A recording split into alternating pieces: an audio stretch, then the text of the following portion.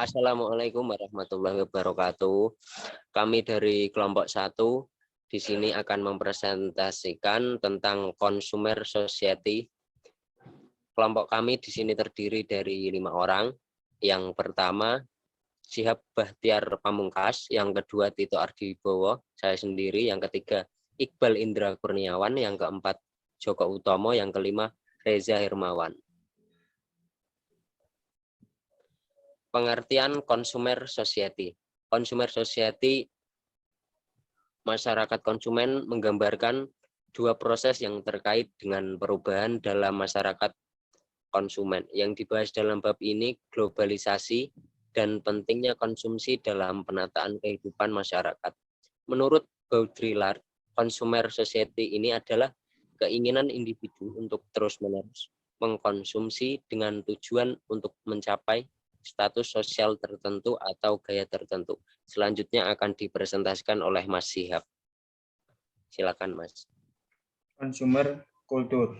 Analisis ini mengidentifikasi 4 jenis kegiatan konsumsi yang berbeda.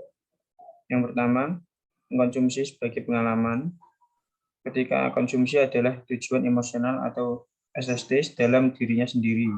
Yang kedua, mengkonsumsi sebagai integrasi, menggunakan dan memanipulasi objek untuk mengekspresikan aspek dari diri sendiri. Yang ketiga, mengkonsumsi sebagai klasifikasi, aktivitas yang dilakukan konsumen mengomunikasikan asosiasi dengan objek, baik untuk diri sendiri maupun untuk orang. Yang keempat, mengkonsumsi sebagai permainan. Konsumen menggunakan objek, berpartisipasi dalam pengalaman bersama dan bergabung identitas mereka kelompok. Selanjutnya dibacakan oleh teman saya. A. Red Dead World, dunia merek. Berikut adalah beberapa jenis hubungan yang mungkin dimiliki seseorang dengan sebuah merek. A. Melampirkan konsep diri. Produk membantu menetapkan identitas pengguna. B. Kriteria nostalgia. Produk berfungsi sebagai penghubung dengan dari masa lalu. C. Saling tergantungan. Produksi merupakan bagian dari rutinitas harian pengguna. D. Cinta. Produk memunculkan ikatan kehangatan, gairah, atau emosi kuatnya lainnya. Identitas merek dengan demikian berpotensi sangat erat terkait dengan identitas konsumen, dan merek dapat memperoleh keterlibatan emosional yang mendalam dari konsumen. Selanjutnya akan dibacakan Reza Hermawan. Global Customer Culture.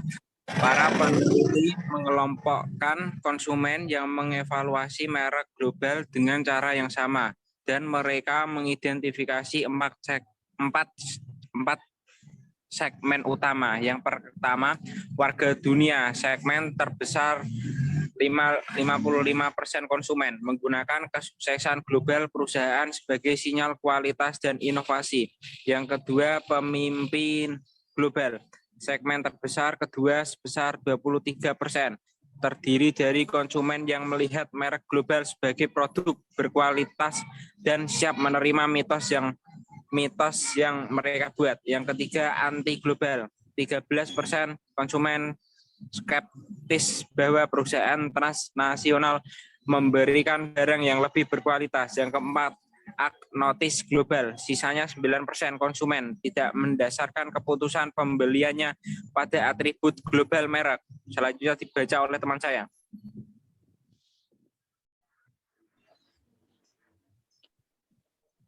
Selanjutnya, boikot konsumen.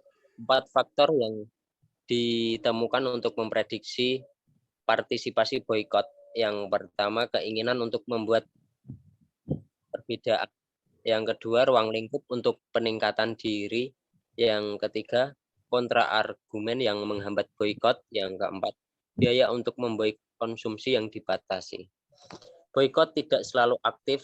Penelitian menunjukkan bahwa biasanya hanya sebagian kecil dari konsumen suatu negara berpartisipasi di dalamnya. Salah satu solusi yang semakin populer digunakan oleh pemasar adalah membentuk gugus tugas bersama dengan memboikot organisasi untuk mencoba menyelesaikan masalah. Demikian presentasi dari kelompok 1. Apabila dalam penyampaian ada tutur kata yang kurang berkenan, kami mohon maaf yang sebesar-besarnya. Wassalamualaikum warahmatullahi wabarakatuh. Waalaikumsalam warahmatullahi wabarakatuh.